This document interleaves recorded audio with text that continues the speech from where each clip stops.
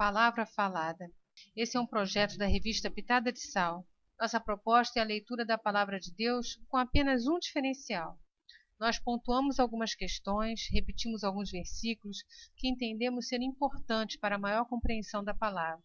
Não são mensagens, são breves comentários dentro do texto e do contexto bíblico. Esperamos que esse momento de audição lhe seja agradável.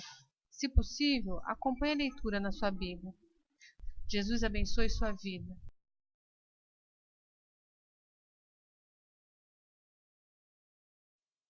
Quando, pois, o Senhor veio a saber que os fariseus tinham ouvido dizer que ele, Jesus, fazia e batizava mais discípulos que João, se bem que Jesus mesmo não batizava, e sim os seus discípulos, deixou a Judéia, retirando-se outra vez para a Galiléia.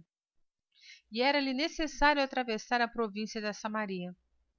Chegou, pois, a uma cidade samaritana chamada Sicar, perto das terras que Jacó dera a seu filho José. Estava ali a fonte de Jacó. Cansado da viagem, assentara-se Jesus junto à fonte por volta da hora sexta. Nisso veio uma mulher samaritana tirar água. Disse-lhe Jesus: Dá-me de beber. Os seus discípulos tinham ido à cidade para comprar alimentos.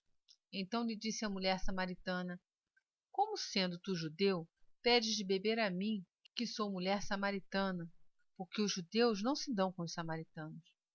Replicou-lhe Jesus: Se conheceras o dom de Deus e quem é o que te pede, dá-me de beber, tu lhe pedirias e ele te daria água viva. Respondeu ela: Senhor, tu não tens com que tirar água, e o poço é fundo. Onde, pois, tens a água viva? És tu, porventura, maior do que Jacó, nosso pai, que nos deu o poço, do qual ele mesmo bebeu, e bem assim seus filhos e seu gado? Afirmou-lhe Jesus: Quem beber desta água tornará a ter sede. Aquele, porém, que beber da água que eu lhe der, nunca mais terá sede. Pelo contrário, a água que eu lhe der será nele uma fonte a jorrar para a vida eterna. Mulher, quem beber dessa água do poço, tornará a ter sede. Mas aquele que beber da água que eu, Jesus, lhe der, nunca mais terá sede. Ao contrário, a água que eu, Jesus, lhe der, será nele uma fonte a jorrar para a vida eterna. Disse-lhe a mulher: Senhor, dá-me dessa água para que eu não mais tenha sede, nem precise vir aqui buscá-la. Jesus lhe disse: Vai, chama o teu marido e vem cá. Ao que lhe respondeu a mulher: Não tenho marido. Replicou-lhe Jesus: Disseste bem, não tenho marido. Porque 5 maridos já tiveste, e este que agora tens não é teu marido. Isso disseste com verdade. Senhor, disse-lhe a mulher, vejo que tu és profeta. Nossos pais adoravam nesse monte. Vós, entretanto, dizeis que em Jerusalém é o lugar onde se deve adorar. Disse-lhe Jesus: Mulher, podes crer-me que a hora vem, quando nem nesse monte, nem em Jerusalém adorareis o Pai. Vós adorais o que não conheceis, nós adoramos o que conhecemos, porque a salvação vem dos judeus. Mas vem a hora, e já chegou, em que os verdadeiros adoradores adorarão o Pai em espírito e em verdade, que são esses que o Pai procura para seus adoradores. Mulher, já chegou a hora em que os verdadeiros adoradores adorarão o Pai em espírito e em verdade, porque os que adoram dessa forma são os que o Pai procura por serem seus adoradores. Deus é espírito e importa que os seus adoradores o adorem em espírito e em verdade, sem a preocupação do lugar onde eles estão. Os verdadeiros adoradores têm o cuidado com seu coração para que possam adorar o Senhor em espírito e em verdade. Eu sei, respondeu a mulher, que há de vir o Messias, chamado Cristo. Quando ele vier, nos anunciará todas as coisas. Disse-lhe Jesus: Eu o sou, eu que falo contigo. Eu sou o Messias. Nesse ponto, chegaram seus discípulos e se admiravam de que estivesse falando com uma mulher. Todavia, nenhum lhe disse: Que perguntas? Ou por que falas com ela? Quanto à mulher, deixou o seu cântaro, foi à cidade e disse àqueles homens: Vinde comigo e vede um homem que me disse tudo quanto tenho feito. Será este porventura o Cristo? Saíram, pois, da cidade e vieram ter com ele. Nesse ínterim, os discípulos lhe rogavam, dizendo: Mestre, come. Mas ele lhes disse: Uma comida tenho para comer que vós não conheceis. Diziam então os discípulos uns aos outros: Ter-lhe-ia, porventura, alguém trazido que comer? Disse-lhe Jesus: A minha comida consiste em fazer a vontade daquele que me enviou e realizar a sua obra.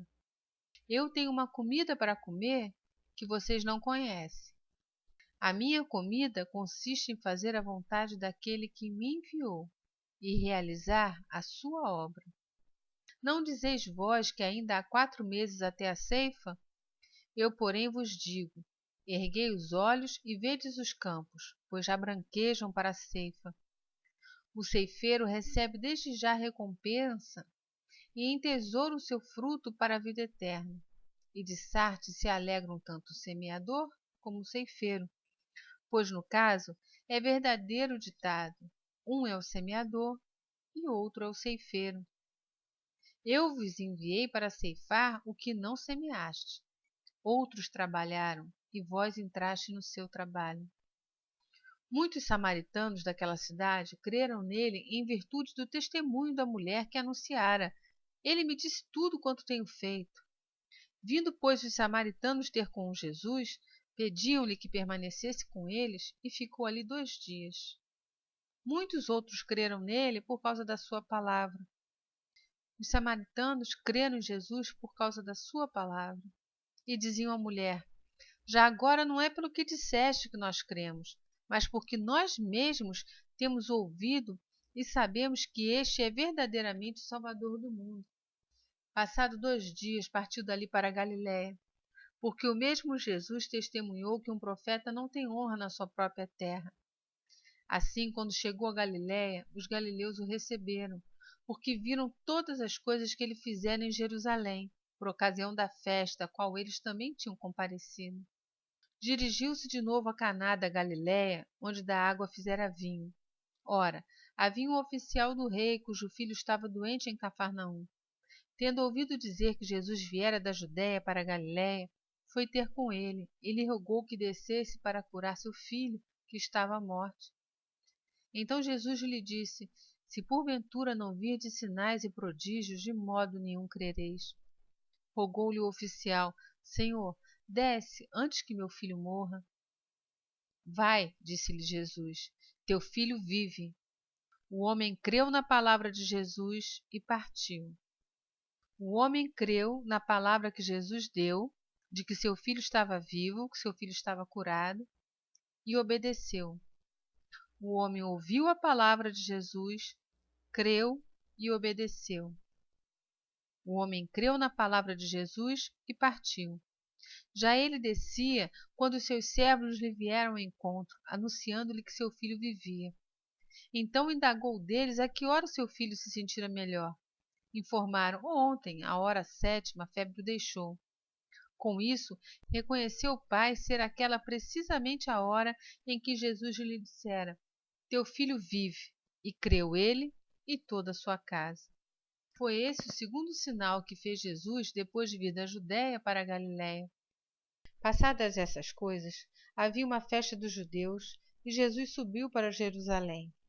Ora, existe ali, junto à porta das ovelhas, um tanque, chamado em hebraico Betesda, o qual tem 5 pavilhões. Nestes pavilhões jazia uma multidão de enfermos, cegos, coxos, paralíticos, esperando que se movesse a água, porquanto um anjo descia em certo tempo agitando-a, e o primeiro que entrava no tanque, uma vez agitada a água, sarava de qualquer doença que tivesse. Estava ali um homem enfermo havia 38 anos. Jesus, vendo-o deitado e sabendo que estava assim há muito tempo, perguntou-lhe: Queres ser curado? Jesus sempre vai direto ao ponto. Respondeu-lhe o enfermo: Senhor, não tenho ninguém que me ponha no tanque quando a água é agitada, pois enquanto eu vou, desce outro antes de mim. Então lhe disse Jesus: Levanta-te, toma o teu leito e anda. Imediatamente o homem se viu curado e, tomando o leito, pôs-se a andar. E aquele dia era sábado. Aquele homem ouviu a palavra de Jesus, creu na palavra que foi dita e obedeceu. E no mesmo momento ele foi curado. Mas aquele dia era sábado. Por isso, disseram os judeus ao que fora curado: Hoje é sábado e não te é lícito carregar o leito. Ao que lhes respondeu: O mesmo que me curou me disse: Toma o teu leito e anda. Perguntaram-lhe eles: Quem é o homem que te disse: Toma o teu leito e anda? Aqueles homens, eles só viam a lei. Importante para eles é que aquele dia era o dia de sábado. Eles não perceberam que aquele homem que estava há 38 anos sofrendo, que estava há 38 anos oprimido numa situação terrível, foi liberto, foi curado. Isso eles não conseguiam ver. Mas o que fora curado não sabia quem era, porque Jesus se havia retirado por haver muita gente naquele lugar. Mais tarde, Jesus o encontrou no templo e lhe disse: Olha que já estás curado, não peques mais, para que não te suceda coisa pior. O homem retirou-se e disse aos judeus que fora Jesus quem o havia curado. E os judeus perseguiam Jesus porque fazia essas coisas no sábado. Mas ele lhes disse: Meu pai trabalha até agora, eu trabalho também. Por isso, os judeus ainda mais procuravam matá-lo, porque não somente violava o sábado, mas também dizia que Deus era seu próprio Pai, fazendo-se igual a Deus. Então lhes falou Jesus: em verdade vos digo que o Filho nada pode fazer de si mesmo, senão somente aquilo que vi fazer o Pai, porque tudo o que este fizer, o Filho também semelhantemente o faz. Porque o Pai ama o Filho e lhe mostra tudo o que faz, e maiores obras do que estas lhe mostrará, para que vos maravilheis. Pois assim como o Pai ressuscita e vivifica os mortos, assim também o Filho vivifica aquele a quem quer. E o Pai a ninguém julga, mas ao Filho confiou todo o julgamento, a fim de que todos honrem o Filho, do modo por que honram o Pai. Quem não honra o Filho, não honra o Pai que o enviou. Em verdade vos digo, quem ouve a minha palavra e crê naquele que me enviou, tem a vida eterna. Não entra em juízo, mas já passou da morte para a vida. Quem ouve a palavra de Jesus e crê naquele que o enviou, tem a vida eterna. Não entra em juízo, já passou da morte para a vida. Em verdade vos digo que vem a hora, e já chegou, em que os mortos ouvirão a voz do Filho de Deus, e os que a ouvirem viverão.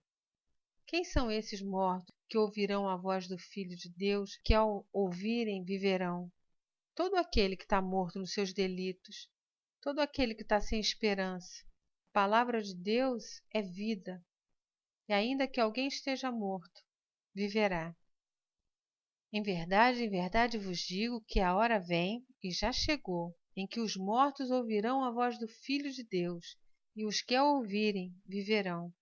Porque assim como o Pai tem vida em si mesmo, também concedeu ao Filho ter vida em si mesmo, e lhe deu autoridade para julgar, porque é o Filho do homem. Não vos maravilheis disso, porque vem a hora em que todos os que se acham nos túmulos ouvirão a sua voz e sairão. Os que tiverem feito bem, para a ressurreição da vida, e os que tiverem praticado o mal, para a ressurreição do juízo. Eu nada posso fazer de mim mesmo. Na forma por que ouço, julgo. O meu juízo é justo, porque não procuro a minha própria vontade, e sim a daquele que me enviou. Se eu testifico a respeito de mim mesmo, o meu testemunho não é verdadeiro. Outro é o que testifica a meu respeito, e sei que é verdadeiro o testemunho que ele dá de mim. Mandastes mensageiro a João, e ele deu testemunho da verdade. Eu, porém, não aceito testemunho humano. Digo-vos, entretanto, essas coisas para que sejais salvos. Ele era a lâmpada que ardia e alumiava. Ele, João, era a lâmpada que ardia e alumiava, e vós quisestes por algum tempo alegrar-vos com a sua luz. Mas eu tenho maior testemunho do que o de João, porque as obras que o meu Pai me confiou para que eu as realizasse, essas que eu faço, testemunham a meu respeito de que o Pai me enviou. O Pai que me enviou, esse mesmo é que tem dado testemunho de mim. Jamais tendes ouvido a sua voz, nem visto a sua forma. Também não tendes a sua palavra permanente em vós, porque não credes naquele a quem ele enviou. Não é possível ter a palavra de Deus permanente no coração se não crermos naquele em que ele enviou, se não crermos em Jesus. Examinais as Escrituras, porque julgais ter nelas a vida eterna, e são elas mesmas que testificam de mim. Contudo, não quereis vir a mim, para terdes vida. Eu não aceito glória que vem dos homens. Sei, entretanto, que não tendes em vós o amor de Deus. Eu vim em nome de meu Pai, e não me recebeis. Se outro vier em seu próprio nome, certamente o recebereis. Como podeis crer, vós, os que aceitais glórias uns dos outros, e contudo não procurais a glória que vem do Deus único? Não penseis que eu vos acusarei perante o Pai. Quem vos acusa é Moisés, em quem tendes firmado a vossa confiança. Porque se de fato cresseis em Moisés, também creríeis em mim, porquanto ele escreveu a meu respeito. Se, porém, não credes nos seus escritos, como crereis nas minhas palavras?